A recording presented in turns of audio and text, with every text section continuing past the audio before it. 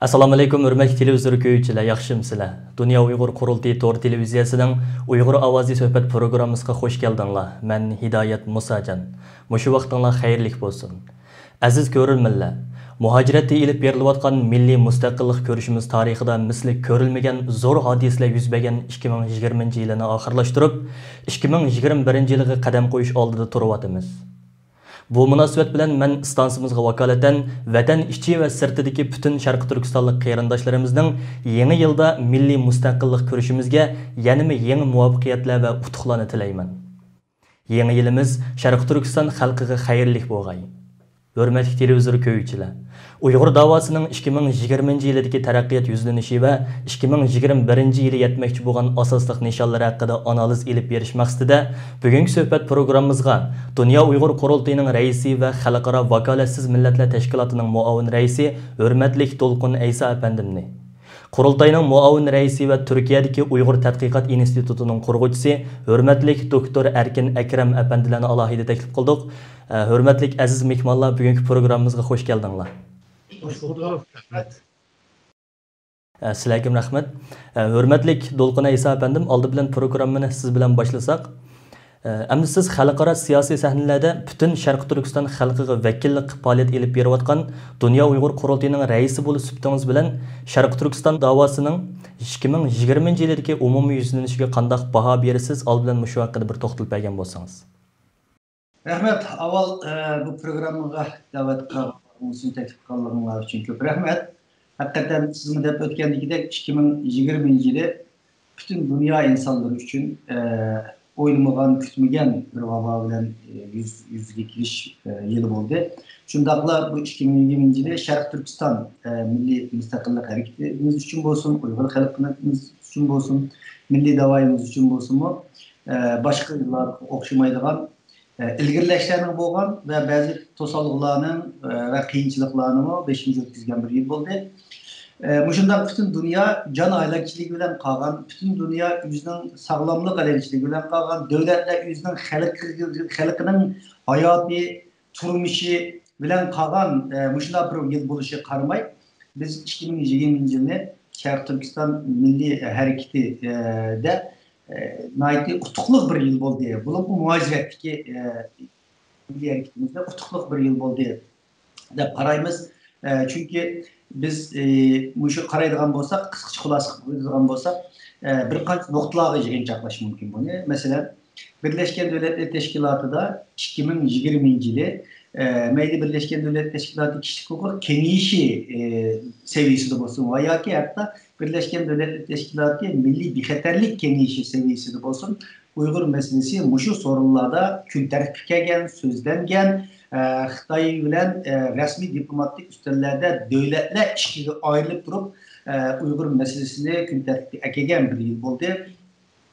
2018 yılı 11. ayda tuncu qetim Birleşken Devletler Teşkilatı 14 devlet kamp meselesini, cezalar meselesini, Uygur meselesini kütletke'ye vaktimizde biz çok hayacanlanan, ümit beriştirici bir hareket olgan. Ardından 2 yıl ötken vaktimizde bu sanının tedirici köpeyip 39'a yükselgenliğini görebiliriz. Münasebet çağında 3 yaşsa köpeydi 2020 yılı Birleşken Devletler Teşkilatı'da 45 devlet bir yere, 39 devlet bir yere bölünüp 2 aylıgan bir vaziyetini gördük. Bunun başka Birleşken Devletler Teşkilatı'nın kişilik hukuk komisyonu zikrep etkenliğinde bir xeterlik kengeyişi bu meseleyi Germaniya, Amerika, Angliya tertipke geldi. Sözleşilgen bir mesele oldu. Anın dinkin Birleşken Devletler Teşkilatı'nın 52 alayda mütehasssi ve alayda raportları birlikte birleşme bayanat ilan kılıp Xitay hükümetine bu Uygurlar'a bakkan bizim toksik çatan bu çünkü aslında değil ki aslında destek olan bilen ama Birleşken Devletler Teşkilatı'ndan çıkan her bir söz, doküment, hüccet, referans bulup matbuatga çıkan gapni Xitay radiya bereleydi, yeni bir radiya bereleydi ama bular bir paket, plattek bir paket şekilde dünyanın dikkatini tartıdığan ve referans olunan hadisler. Ondan başka Avrupa İttifakı, Avrupa Parlamentosu qaraydigan bolsak mana nurg'un xizmatlar elib berildi, nurg'ulg'an partiya rahbarlari bilan ko'rishishlar bo'ldi, inson haqlari kengashlari komitetlari bilan bo'lsin, Yevropa komissiyalari bilan bo'lsin, nurg'un harakatlar elib berildi. Neticede Yevropa parlamentida neticesiga qarasak, shu 12 ayning 17-kunisi Yevropa parlamentida ciddi bir karar qabul qilindi. Kuchli bir karar 2019 12 ayda bir karar qabul qilingan. Bu karar uni texmo to'liqlaydigan mohiyatda bo'lgan, keskin tillarni ishlatgan, hatto insoniyat qarta qirg'inchilik ishlatadi Xitoy degan shakldagi tillarni ishlatgan shaklda bütün Birleşmiş Milletler Teşkilatı'nı, Avrupa devletlerini, Xitoy hukumatini ayrı ayrı halda mesajlarını evetken devletlerini, xalqaro teşkilatlarını vazifeye çağıran matlarını göreleyimiz bunun içinde. Yani onun başka şirketlerini bo'lgan ciddi agalandırış karakterdeki cümleler ve matlar var bunun da.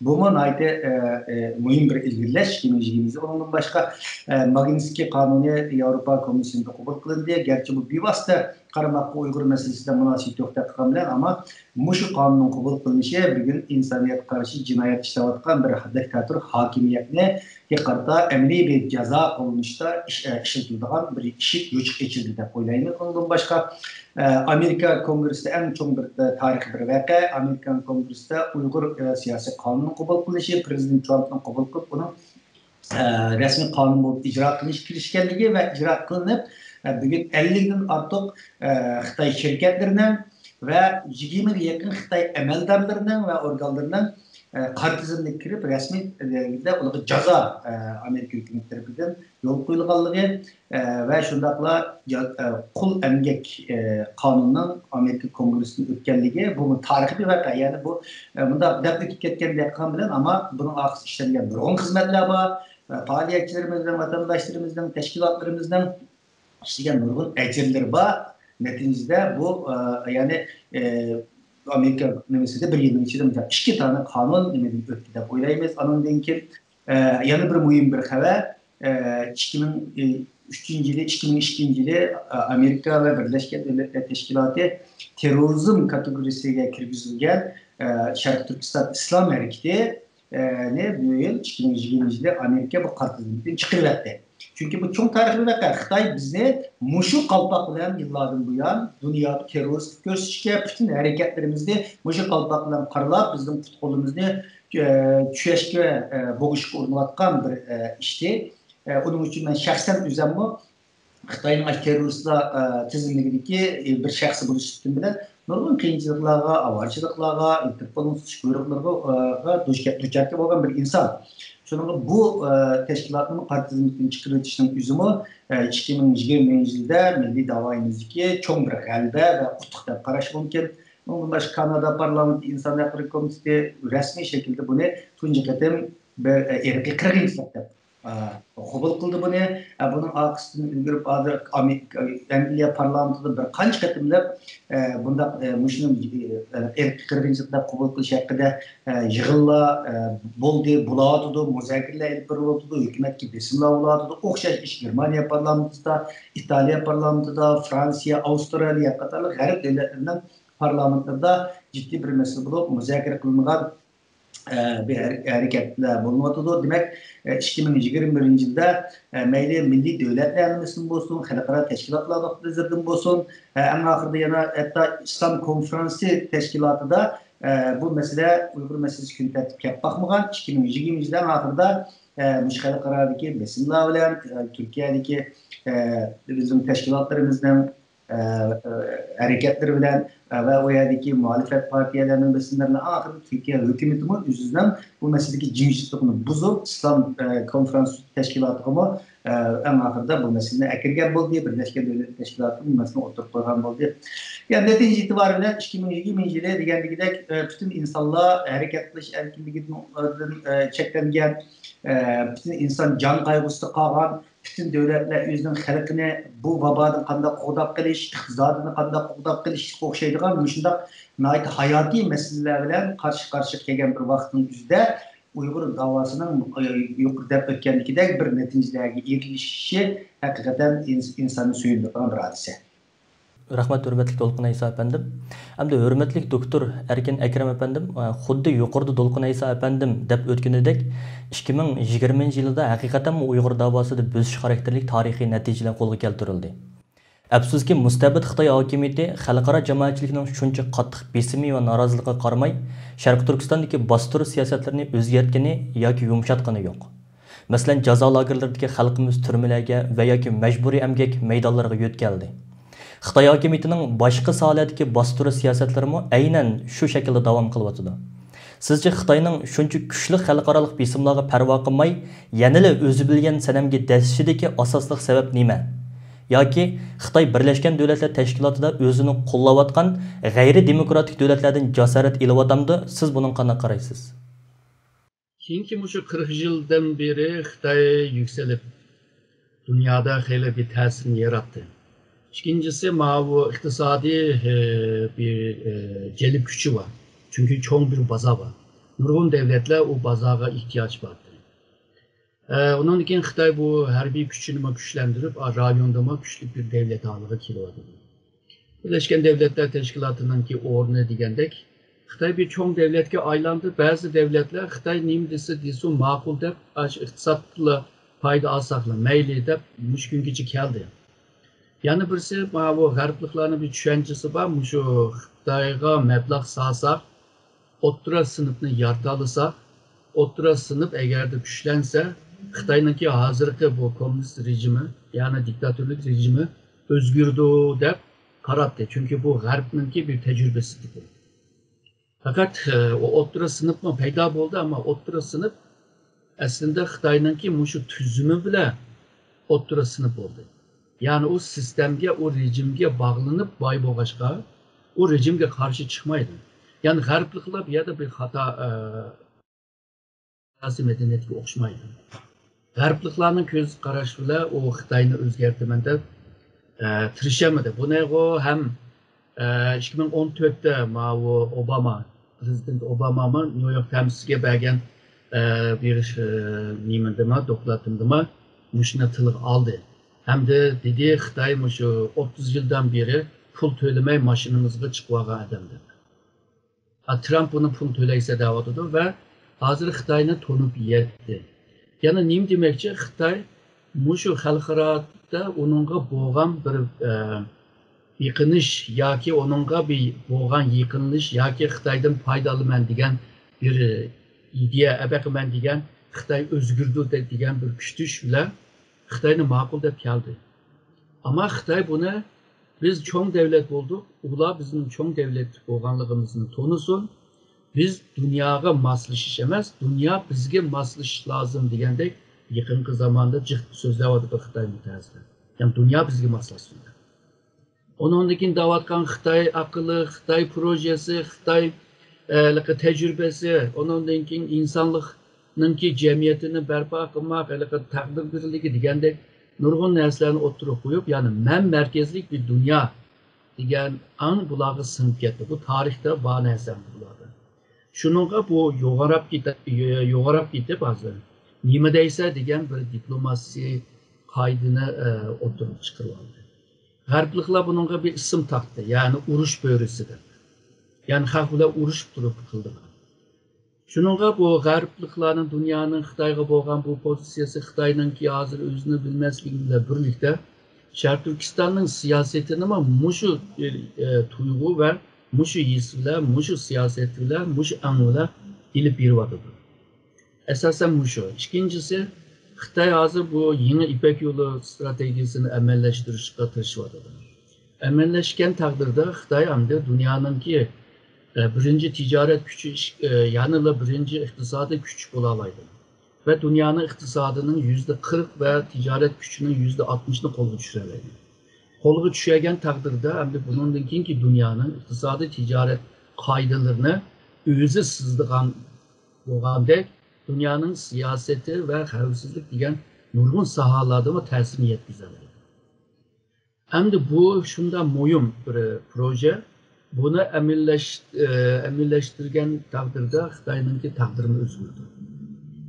Ama bu taqdirninki bir tarafı, yani muhim bir tarafı, iki tarafı var bu İpek Yolu projenin. Bir tarafı Şarkı Türkistan bilen münasebetler. Yani Şarkı Türkistan'ınki mukumluğu, Şarkı Türkistan'ınki yani Xitay cetten degende mukumluğu, Xitay üçün muyumluğu şundalı da Xitay'ınki kelgüsünü belgileydi. Xitay'ın takdirini belgileydiğin bir rayon. Şununla bu rayondaki bu mukumsuzluğunu tırnak içinde dağıtma yoktuşka tırışıvatıdı. Çünkü bunu katiyen yok atmasa nime proje emelleşmeydi. Bir kanıtı emelleşmeydi.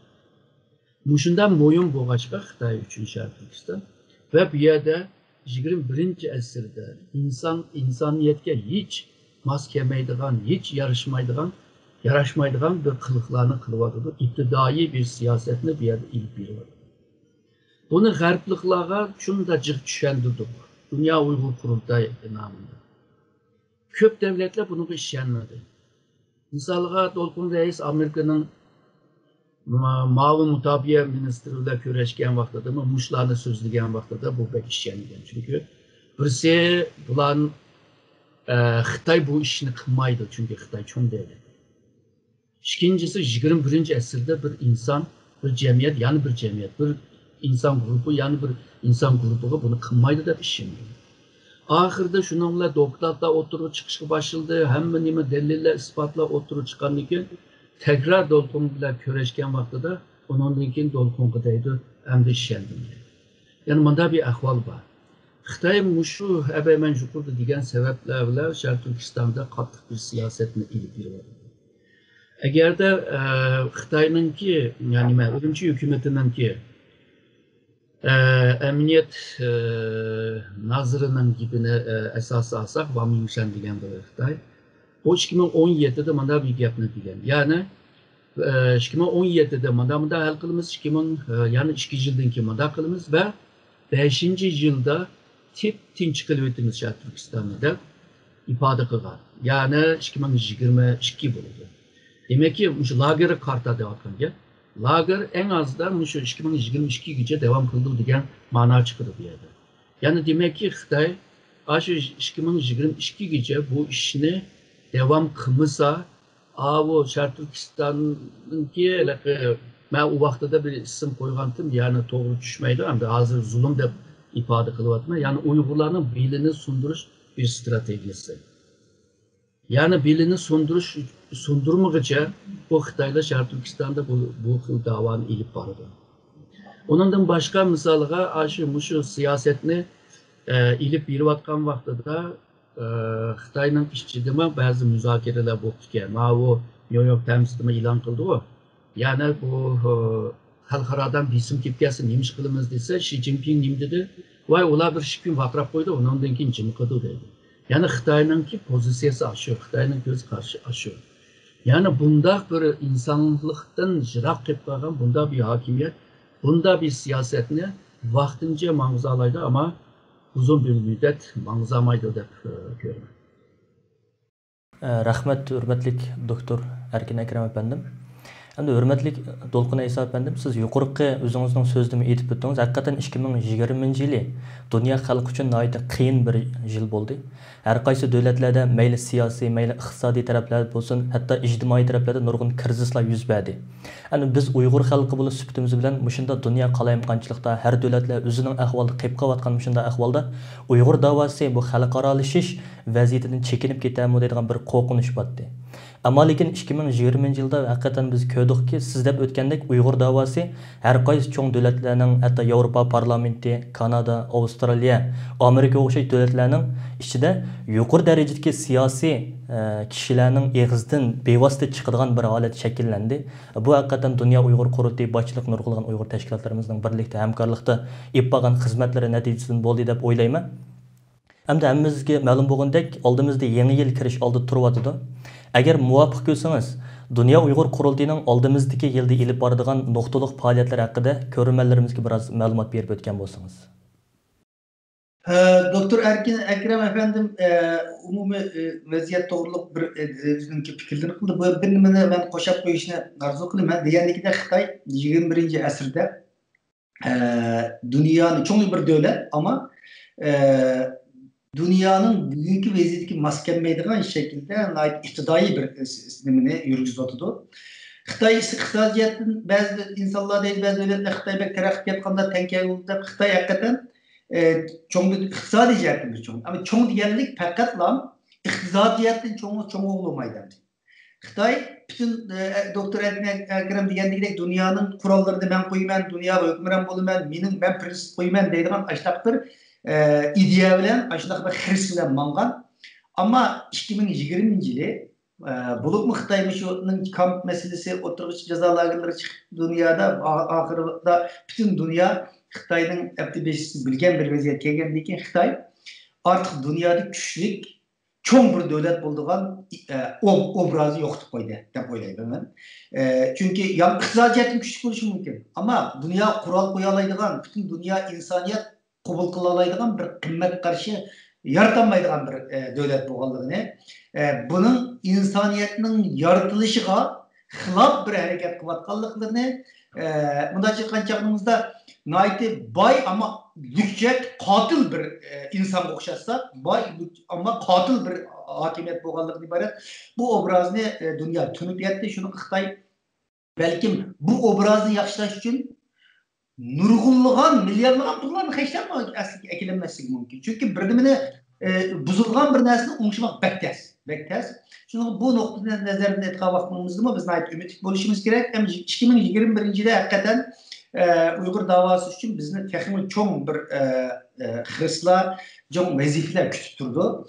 Çünkü 2020-yili bütün insaniyet yüzünün hayat mamatlığı bilen meşgul bulungan bir vaziyet şekillengen.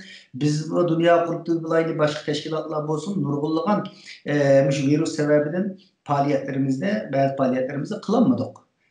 Bazı umutsuzluklar oluşturduk. Hem de vaksin çıktı. Bu nesiller asla iş konusu için oturlardan başta bu vaziyet oluşturdayımız. Şununla aldığımız 2 yıllarda hem de kılıçlık değiştik, nurgul işlerimiz var. Mesela bu dünyanın asaslıklarımızı Xitay'da yükürtüatkan pul, iqtisat. Xitay'ın muşu bugünkü de vaziyetke kelişide dünyanın ikinci çok iqtisadi küçük ayrılışında bugün Xitay'ın eğitlavatkan garip devletlerinin çok rolü var.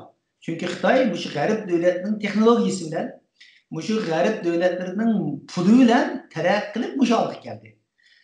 Doktor Erkin Ekrem degendek belki terakki kısa iqtisadi cihetteki bir terakkiyat, siyasi cihetteki bir islahat da ekilişi mümkün de ümit kılmış mümkün bular. Şuna bakın ama bu iqtisadi terakkiyat bugün insaniyetli zulüm ekildiğin, yalnız Uygurlarla emez, dünyanın demokrasiyasiga, g'aribning demokratik qimmat qarashiga, qonun bilan idora qilish qarashiga, inson haqlarini himoya qiladigan qarash qimmat qarashlariga bir tahdid shakllanadi. Ya'ni dunyo demokratiyasiga tahdid, xalqaro inson haqlari prinsiplariga tahdid bo'layotgan bir hokimiyat hozir kelyapti.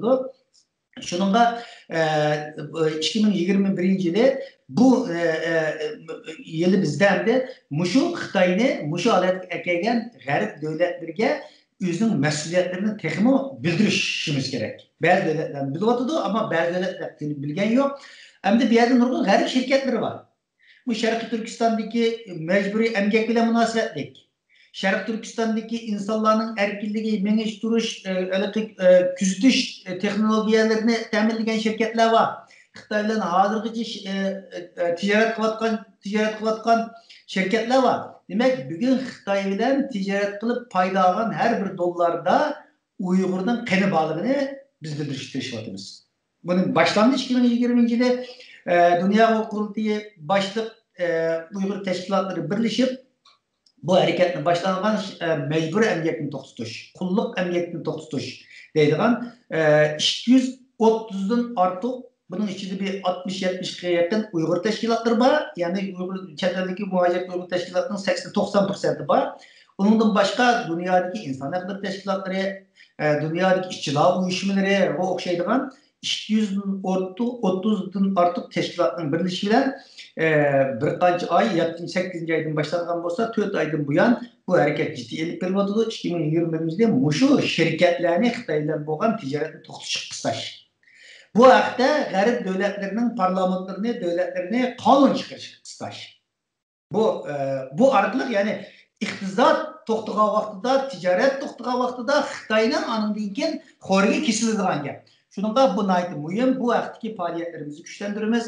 Andan keyin dünya, ikkinchi dunyo urushidan keyin qayta takrorlanmaydi deb bir va'da bergan, ammo qayta takrorlanmaydi degan bu narsa hozir Sharq Turkiston takrorlanadi. Ya'ni so'yqirim qayta takrorlanmaydi, irqiy qirg'inchilik qayta takrorlanmaydi degan, ammo bu takrorlanadi.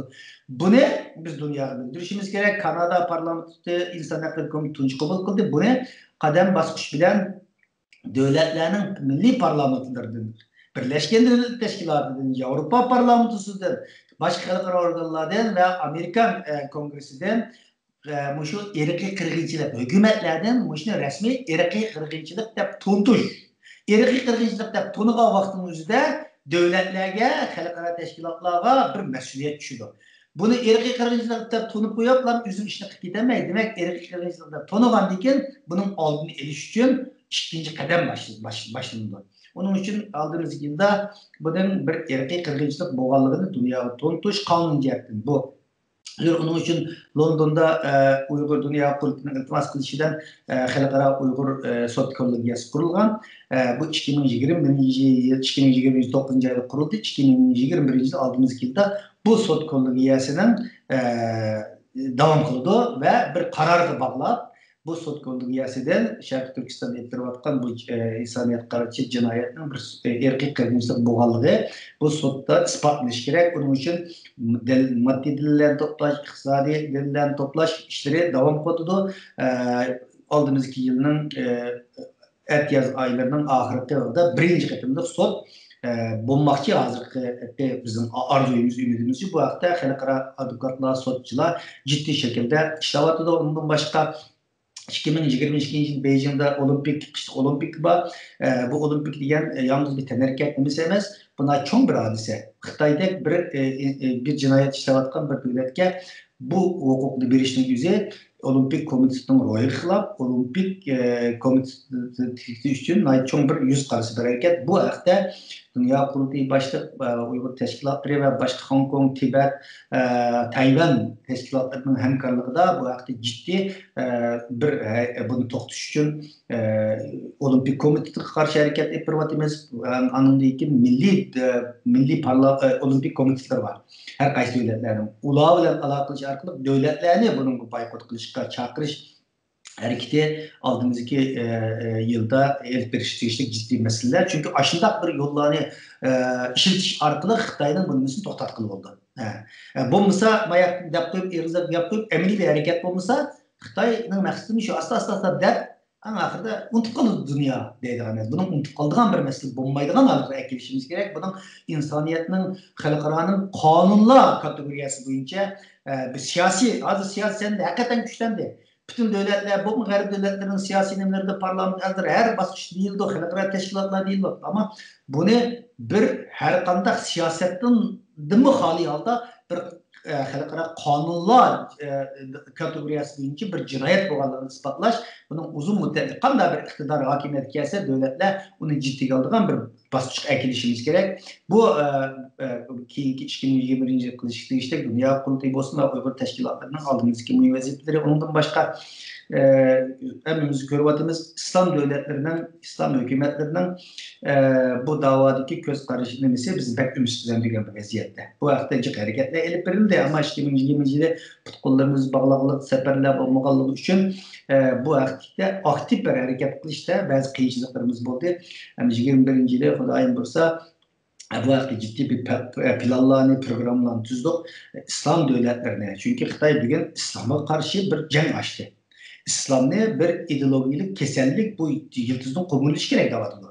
Ama İslam'a karşı dünyanın Fransa'da olsun ya da azırak bir nahakçılık veya İslam'a karşı hakaret boğaz vaxtıda bütün İslam dünyası orundan turup ketken İslam dünyası bugün İslam'ın en akalli kıymet qarashlarga bu lügatini tatip en yuqurlargacha bo'lgan bir hücum so'qish, urush elib berayotgan bir vaqtning o'zida, haqorat bo'layotgan vaqtning o'zida islom dunyosining yanıla Xitoyning tarafini tutishning o'zi yalnız Uyg'ur masalasi nuqtai nazaridan emas, bir kutsal dinimizni qo'g'dash nuqtai nazaridan bu hayotiy qimmatli bir masala. Shuningga buni tushuntirish İslam devletlerine bunun hareketga o'tkazishimiz favqulodda muhim. Çünkü Xitoyning hozir İslam devletlerining Xitoyning aqsi bo'lganligi Xitoyni jasoratlantirayotgan avvallar. Agar İslam devletleri Xitoyga qarshi bir maydonga o'tadisa, u vaqtda Xitoy bu masalada qattiq o'ylanishga to'g'ri keldi.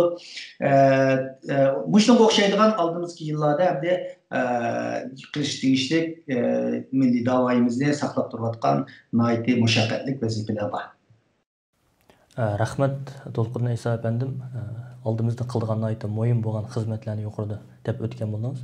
Hamda hurmatli doktor Erkin Akram efendim, agar Uyg'urlar masalasida xalqaro jamoatchilikning Xitoyga qaratgan besimi hozirgidek uzluksiz kuchayib taqdirda Xitoyning hozirgi Sharq Turkiston siyosatidan voz kechishga majbur qilish ehtimoli bormi? Hamda sizmi bilasiz? Chunki Xitoy dastlabda jazo lagerlarining mavjudligini tubdan inkor qilgandi. Keyin talaffuzini o'zgartib, bizda lager yo'q, kasbiy tarbiyalash markazlari bor dedi. Endi oqidil ya'ni kasbiy tarbiyalash markazidagi tutib turilayotganlar yoki u yerda tarbiya ko'rayotganlar butunlay maktab bitirib uylariga qaytib bo'ldi dedi. Sizce bular Xitoyning Sharq Turkiston siyosati bir xil ikkilanishda turayotganligini ko'rsatamdi qandoq? Bu vaqtdagi qarashlaringizni anglab o'tgan bo'lsak. Xitoyningki tarixiy qaraydigan bo'lsak va bugun shakllangan siyosiy madaniyatga qaraydigan bo'lsak, xalqni oldi bilish bir ma'rifat, bir texnik, bir alaytlik. Shuningga bular qarsig'lar bu yolg'on gapni davrdi. Buni g'arbliklar pek tushunib ketgani yo'q. Bundan keyin asta tushundi. Bu da şu Uyg'ur meselesinde pek yaxshi tushundi. Bu g'arbliklar hamma dalil isbotlarni o'ttirib chiqargan taqdirdimi, yani yo'q, yani yolg'on u xil ism qo'yib. O ism qo'yishninki o'zima shu meselede xalqni aldayman deb bir yolg'on gap qo'ysa, ikkinchi qitim u yolg'on gapni yana yolg'on gap bilan to'liqlayman deb texim yolg'on so'zlab ana bo'lyapti. Şunun bu Uygur meselesi olsun, Hong Kong meselesi, misalga İngiliz bilan kelishgan bir nima bor, imzosi bor. O imzoni tarixiy bir qog'oz da vardı. Bu xalqaro qonun tursa, xalqaro kelishim tursa, buningga devletler imzo qilgan tursa, Birleşken Devletler'de onunla tescil, yani anga ilingan tursa, bu qanday bir qog'oz bo'ladi. 2016'da Filipin Xitoyni shu xalqaro sudga bergan vaqtida, shu Janubiy Xitoy dengizi meselesinde Xitoy shu nima xalqaro qonunninki nima qarorini tanimadi bu. Men tanımayman undan narsani.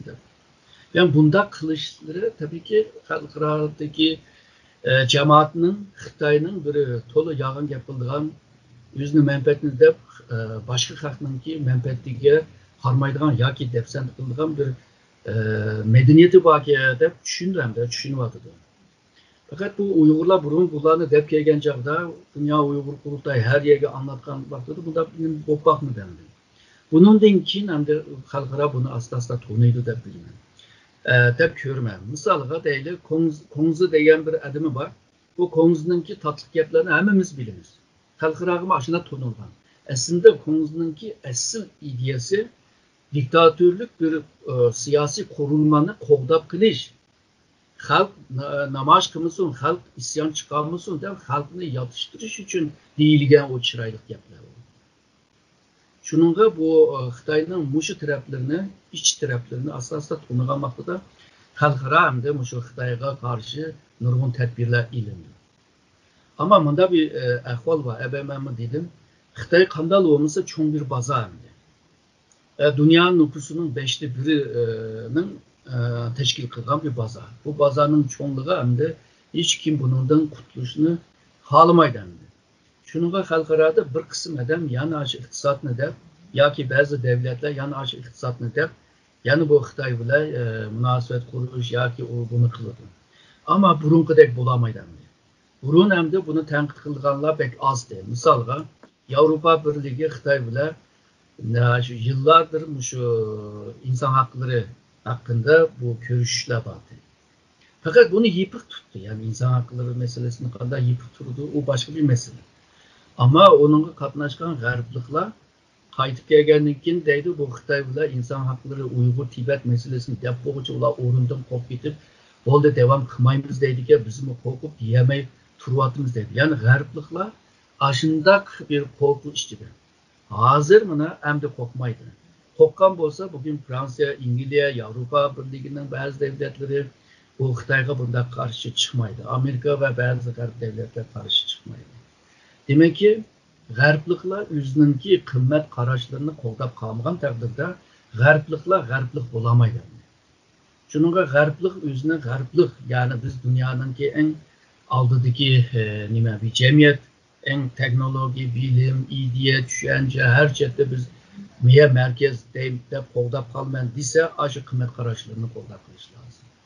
Xitay şu garipninki kıymet karaşlarına hücum kılıyor.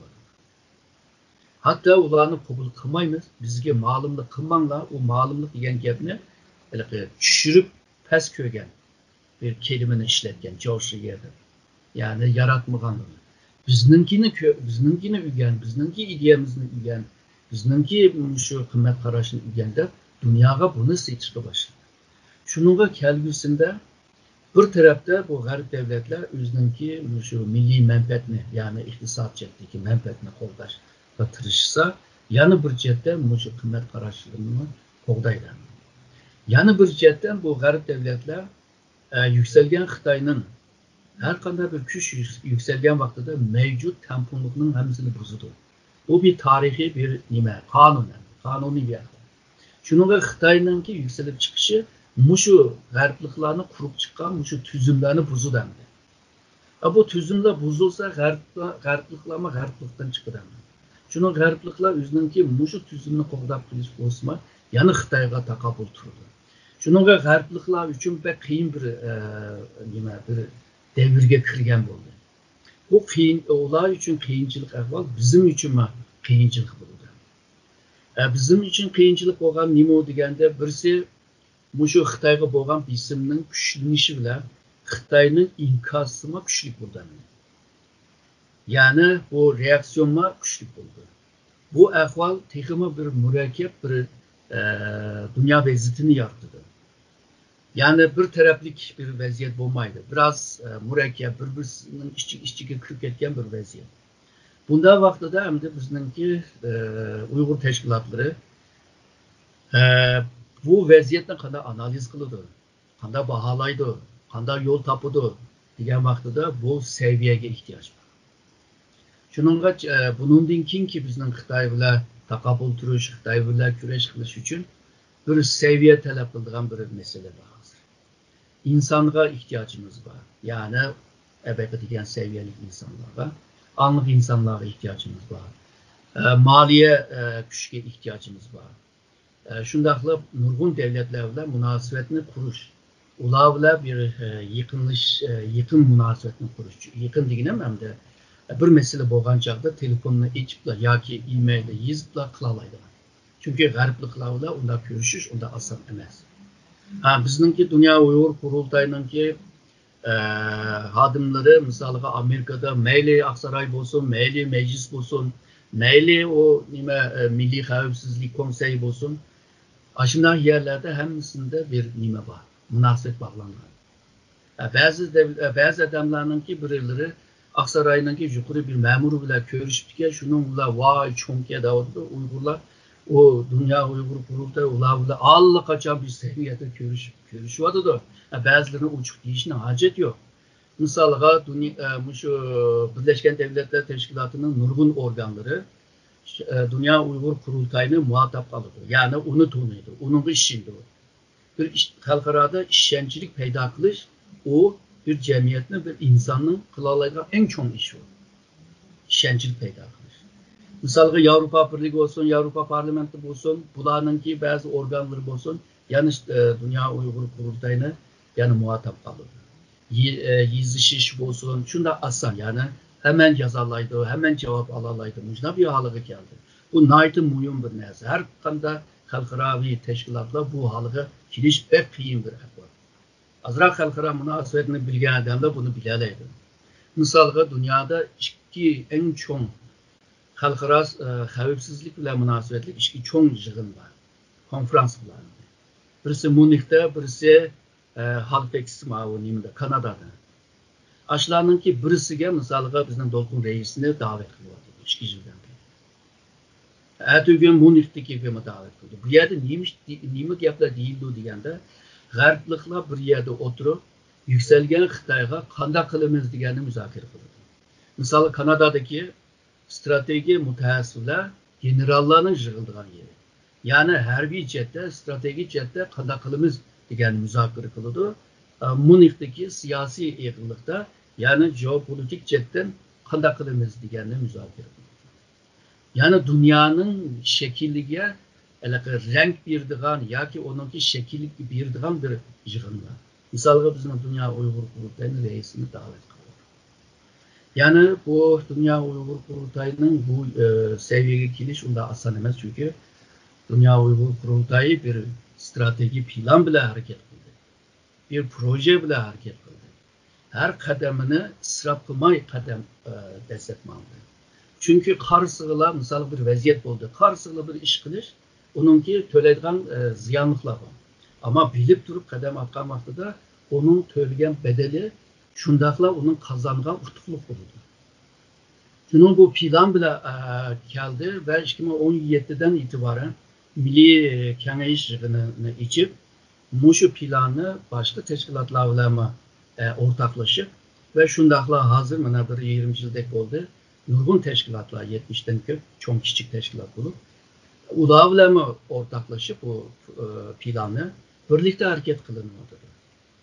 Hazır mı şu birlikte kılvatkan bu işlerden ki ünümlerini ebey reis dolgunma ancımınca dideni buluvadıdır. Fakat bu halkırada faaliyet kılış için bazı neslerini çakallaşıkı buludu ki bazı nesler ötep yetkendiğin için çakallaşıkı buldu ki ama bazı nesler hem de bu yerde uçuk değil bulmaydı ki. Çünkü bu hayda. Ama bizimki bazı teşkilatlar bu ciddi tecrübesi bulmuşlar. Boğaça onu depoğandan ki onun neticesi bulamaydı. Neymiş gündüzse Xitay konsalı. Xitay o aciz veya dört bir devlet demez. Aciz dört olsa Allah kaçan biz işimizni. Yani biz gibi kamat eder bu dava işi. Şununla bu aldığımızdaki yıllarda hem halkara vaziyetninki ebekmen diyen mürekkeplik var, ahvallar var. Hem de Xitay mı bunun denkin halkarada teximi galcırlaşıp, teximi kol silip, teximi bir dehşet, vahşi siyasetine ilip vardı dep oylayman. Misalga taladaki şu teşkilatınki aldığı görüngen adamlarga hıl şekilde suikast kılış misalga. Ulanı sistiş, ulanı yoktuş. Çünkü Xitay oylap bakmadı. Yani tök Uygur halkarada neymiş kılalaydı deydi. Yani Türkçe diyen çağda bir piyal su bile kandaylığı deniz dolpununu yaratalaydı da piyol. Ula oylap mı bakmadı? Bu iş bunda dava işi bunda yükseldi kanlığını. Sel karıdı. Tedbir nima töven seviyede aldı. Bence bunun da yukur bir seviyede alındı da oylayın. Yani nurgun devletlerde kol silişki tırışıdı, teşkilatla kol silişki tırışıdı. Bu bir tarafı. Yani bir tarafı ben dep öttüm. Yani bazı devletler özününki iktisadi menfaatini dep durup bozma bizim işimizge bek kızıkmaydıgan ahvallarla buluş mümkün. Ama biz malum bir seviyeye gelip olduk. Malum bir alaka networklarımız var. Bunlarını işitip nurgun devletlerde faaliyet kılalaydıgan halga kelgen vaziyette. Yani karşı takabul turuş meselesi var. Ertugün Dolqun reisime dedim ha Kisel'den Türkiye'lim. Misalga acayip bir ahval yarattı. Bu Kisel ya millet tanımıgan, ya dini tanımıgan, ya kembergal, ya bayını tanımıgan hemsini salıdı ki. Şununla okşap kaldığan bazı vaziyetler yaratıp kalgan çağda mı bizimki hazırda yaxşı kitbagan dava yolumuzda mı bazı tutsaklıklarını teşkil kılış mümkün. Bizden oylap yetmeyeceğin nesler. Ama imkan boğuca bunları oylayımız hem de.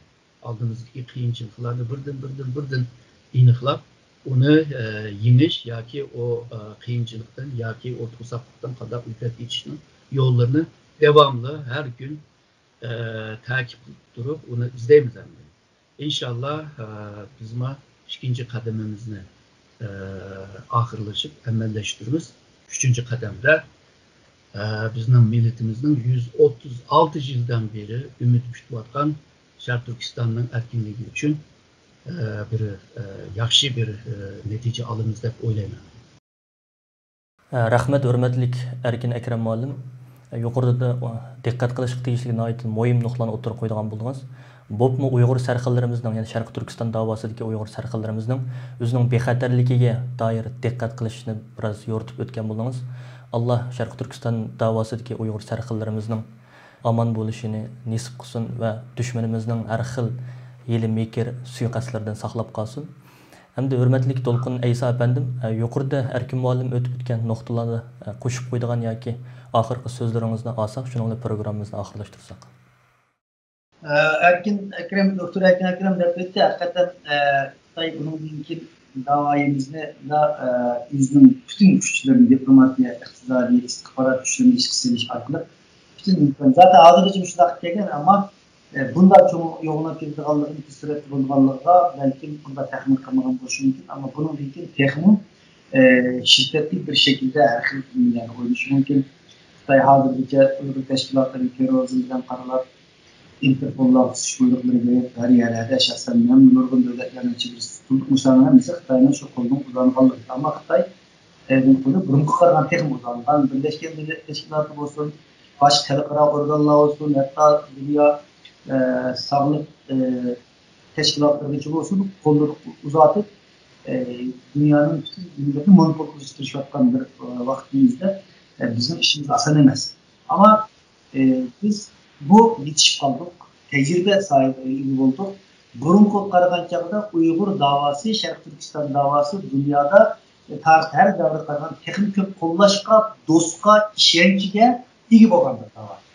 Bunda bo'lgan ekan bizim ona ait uçar buluşumuz gerek, yaş sözlerimizde, hareketlerimizde uçar buluşumuz gerek. Xitay her xil oyunlarını oynaş arkalık işçimizde bölgücülüklerini yapardı. Her xil teşkilatlar, azinaman teşkilatlarının teşkilatını yapardı hocam. Elbette bizde nurgun teşkilatlar olsun, çünkü bir dava. Bu davanın en mahal nişanı bir devlet kurduğun bir dava. Devletimizde eseye yakındıgan bir dava. Onun için birkaç teşkilat ya ki 100 tane faaliyetçiler bilen bo'lgan iş emas. Ama o'xshash ishni başka bir teşkilat kılıp texim yaxshiman qilish orqali kuchni bo'ladigan va yoki bo'lmasa yüzünü